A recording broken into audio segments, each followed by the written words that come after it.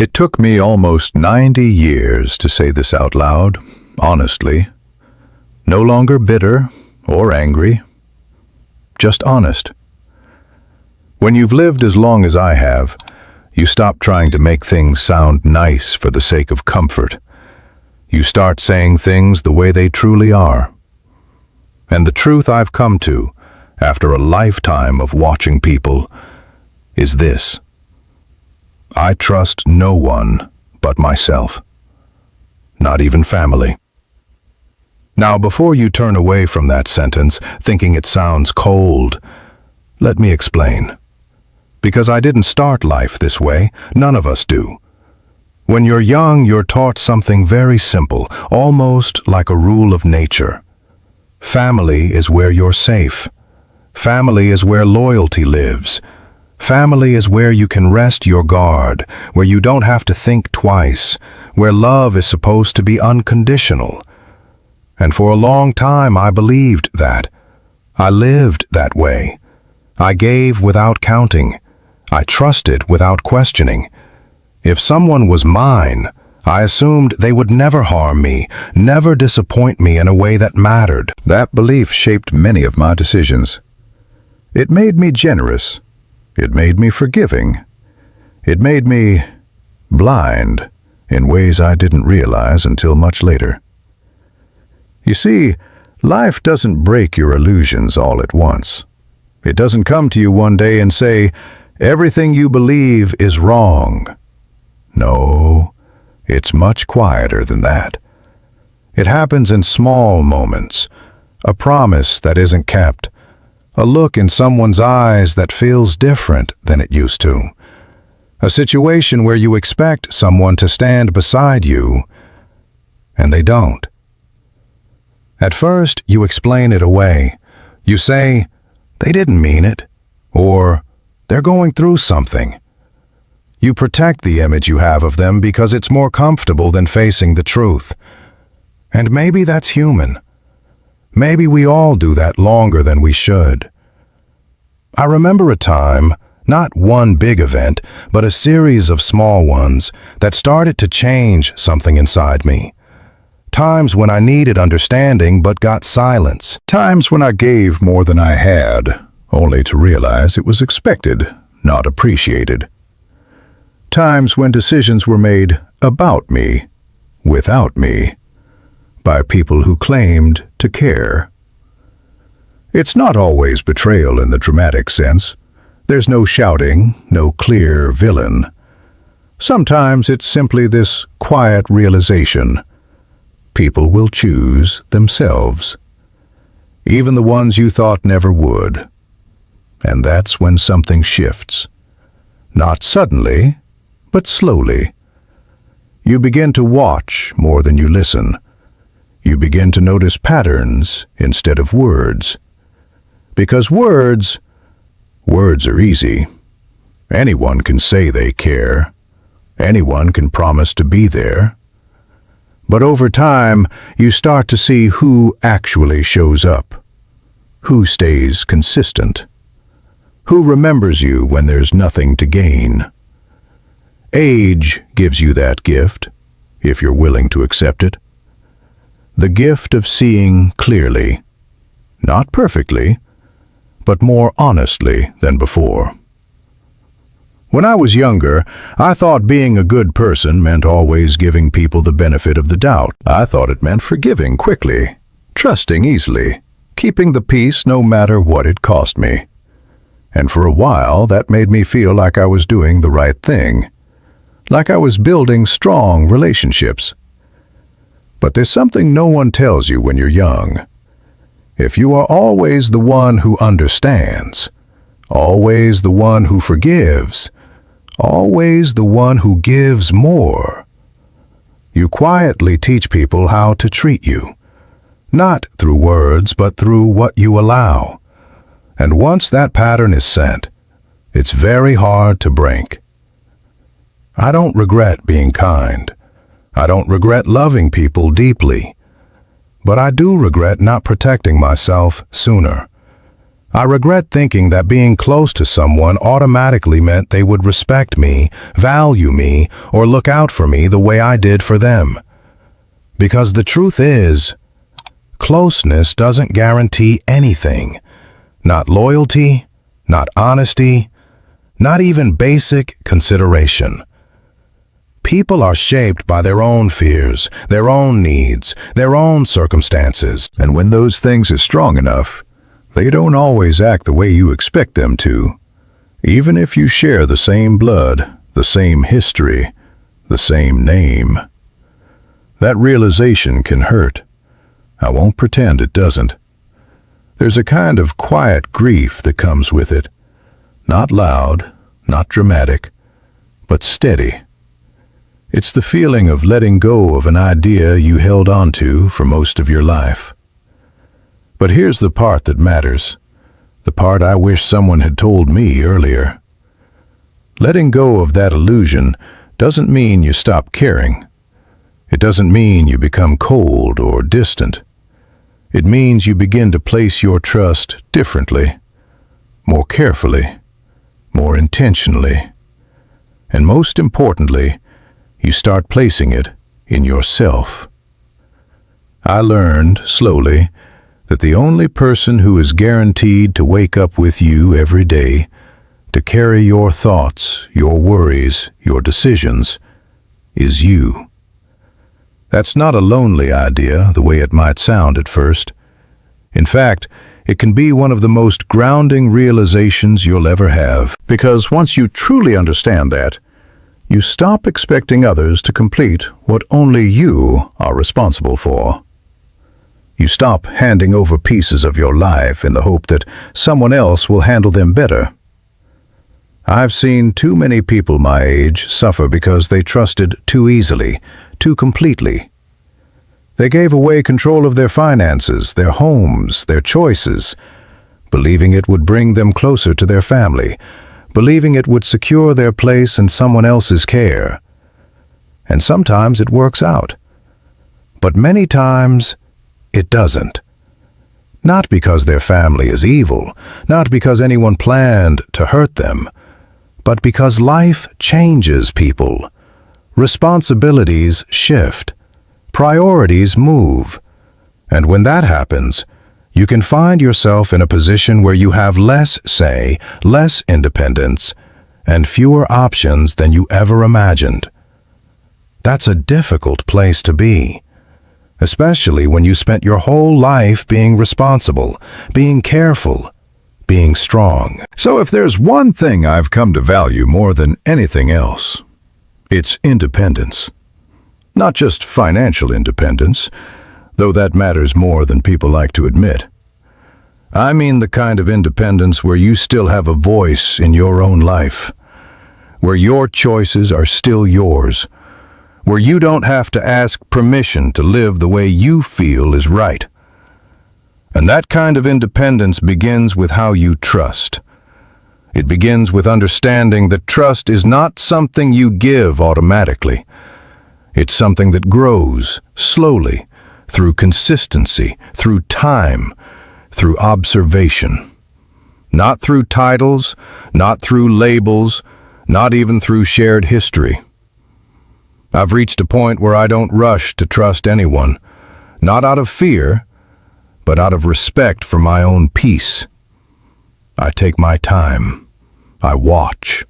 I listen. I notice how people behave when things are easy, and more importantly, when they're not. Because that's when you see the truth. And once you start living that way, something interesting happens. You become calmer, less reactive, less disappointed. Not because people have changed, but because your expectations have. You stop being surprised when someone acts in their own interest. You stop taking it personally. You simply see it for what it is, and you adjust accordingly. That doesn't mean you push people away. It means you keep your center of gravity within yourself. You don't lean so heavily on others that you lose your balance when they move. I still care about people. I still enjoy their company. I still share moments, conversations, even laughter. But there's a quiet boundary now, something steady inside me that says, no matter what happens out there, I will be all right in here. And that, more than anything, is what has given me peace in these later years of my life. Because when you trust yourself first, everything else becomes clearer. You begin to notice that you don't feel the same pressure to hold on to people the way you once did. There was a time in my life when I believed that keeping relationships intact, no matter the cost, was a sign of strength. I thought endurance was love. I thought staying silent was wisdom. I thought if I just gave a little more, understood a little deeper, waited a little longer, things would eventually become what I hoped they could be. But time has a way of correcting those beliefs. I've learned that holding on when something is quietly wearing you down is not strength. It's fear. Fear of being alone, fear of starting over, fear of accepting that what you thought was solid was never really yours to rely on in the first place. And once you face that fear honestly, something inside you begins to loosen. You don't need to fight people. You don't need to argue or prove a point or make them understand. You simply step back, little by little, and allow things to settle into their true shape. Some relationships grow quieter. Some become distant. Some fade away without a clear ending. And that used to trouble me. I used to wonder if I had done something wrong, if I should have tried harder, if I should have been more patient.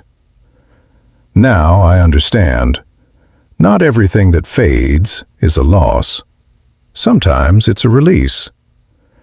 There is a certain kind of peace that comes when you stop forcing connections to remain what they used to be. When you accept that people change, and so do you, and that not everyone is meant to walk beside you for your entire life, no matter how close you once were. At my age, I don't have the energy to carry relationships that feel heavy. I don't have the time to keep explaining myself to people who have already decided how they see me. And I certainly don't have the desire to depend on anyone who has shown me, even quietly, that I cannot. That doesn't make me cold. It makes me careful. There's a difference. Carefulness is not about building walls so high that no one can reach you. It's about knowing where the door is and choosing wisely who you allow to walk through it. It's about recognizing that your time, your energy, your peace of mind, these are valuable things. And once you begin to treat them that way, others either learn to respect them or they drift away. And either outcome is fine. I've also come to understand something else, something that may sound simple but took me a lifetime to truly accept. You can love people and still not trust them with everything. You can care about someone deeply and still keep certain parts of your life in your own hands. For many years, I thought those two things had to go together, that if you loved someone, you had to trust them completely. But life has shown me otherwise. Love is a feeling. Trust is a decision. And decisions should be made with clarity, not just emotion. There are people I love who I would never rely on in a moment of need. Not because they are bad, but because I've seen their patterns. I've seen where they hesitate, where they choose themselves, where they fall short. And that's all right. I don't expect them to be something they're not anymore. That acceptance has brought me more peace than any argument ever could. And then there is the matter of independence, something I mentioned before, but I want to return to it because it's one of the most important lessons I can leave behind. If you are fortunate enough to still have control over your life, your decisions, your finances, your daily routines, protect that. quietly, firmly, without apology. Do not give it away too soon in exchange for comfort or reassurance, because once it's gone, it is very difficult to reclaim. I've seen friends, good people, strong people, hand over everything they worked for, believing it would bring them closer to their children, their relatives, their loved ones. They thought it would guarantee care, attention, security. But life doesn't work on guarantees, and when circumstances changed, as they always do, they found themselves in situations where they had less say, less dignity, less control than they ever imagined. Not always through cruelty, sometimes just through neglect or indifference, or the slow shifting of priorities. It's a hard thing to witness, even harder to experience. So when I say I trust no one but myself, it comes from a place of wanting to remain steady, no matter what happens around me. It's not about pushing people away. It's about standing on my own feet so that I am not shaken when others move. Because people will move. They always do. They will change their minds, their feelings, their loyalties. They will make choices that make sense to them, even if those choices don't include you in the way you once expected. And if your entire sense of security is tied to them, you will feel that shift deeply. But if your foundation is within yourself, you will notice it, you will understand it, and you will remain standing. There is a quiet strength in that, a calm that doesn't depend on anyone else's behavior, a sense of balance that comes from knowing that no matter how things unfold, you are still in your own hands. And in the later years of life, that may be one of the greatest gifts you can give yourself. Now, I won't pretend that this way of living is always easy. There are moments, quiet evenings, long mornings, when you feel the absence of what once was, the warmth of unquestioned trust, the simplicity of believing that someone else will always be there. Those feelings don't disappear completely. We are human after all. But they don't control me anymore. I've learned to sit with them, to acknowledge them, and then to return to what I know is real. And what is real is this. I have lived a long life. I have faced loss, change, disappointment, and I am still here. Still thinking clearly, still choosing carefully, still capable of guiding my own life. That is enough. More than enough. If you are listening to me now, especially if you are in the later chapters of your own life, I want you to take this not as a warning, but as a quiet piece of advice from someone who has walked a long road. Be kind, yes. Care about people, of course. But do not forget yourself in the process. Do not hand over your peace in the hope that someone else will protect it better than you can. Trust slowly. Observe quietly. And above all, make sure that the one person you can always rely on is the one you see in the mirror every morning. Because in the end, when everything else shifts, when people come and go, when circumstances change in ways you never expected, you will still have yourself.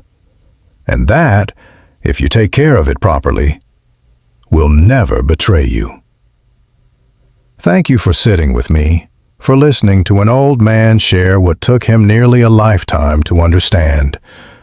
I hope there's something here you can carry with you, something that makes your days a little steadier, a little clearer. Take care of yourself, and I'll see you again soon.